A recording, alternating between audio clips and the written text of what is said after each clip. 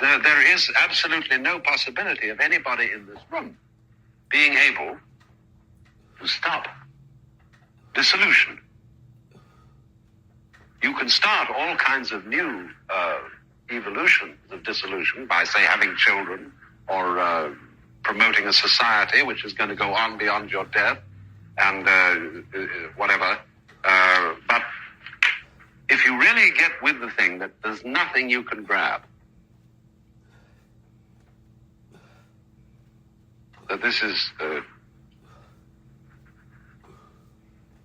total disintegration, and don't even try to hold on to something like God.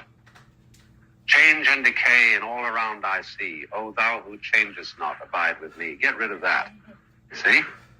Because that doesn't allow the process to happen, which individuals he would damn and which he would save. So you would naturally suppose that Calvinists who believed that would be rather dissolute and lazy people, because they would say, well, the difference is nothing we can do about it. But on the contrary, Calvinists were not. Calvinists were very earnest people, rather too earnest, one might say. Pillars of conventional probity and prudence, morality, and so on. Because they had to prove that they were predestined to be saved. See? So there is a difference between a theory and what you would think would be the application of that theory.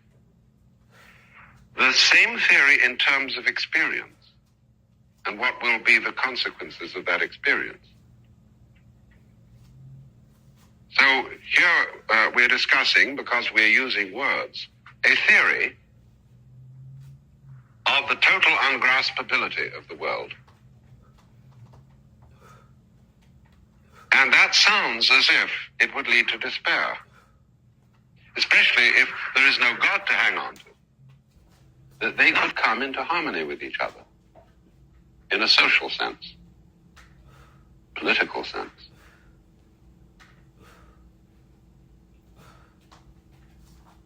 And the question here now in practical politics is this.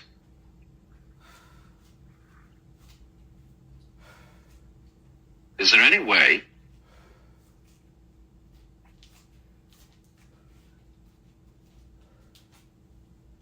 of advocating a certain style of practical politics in everyday life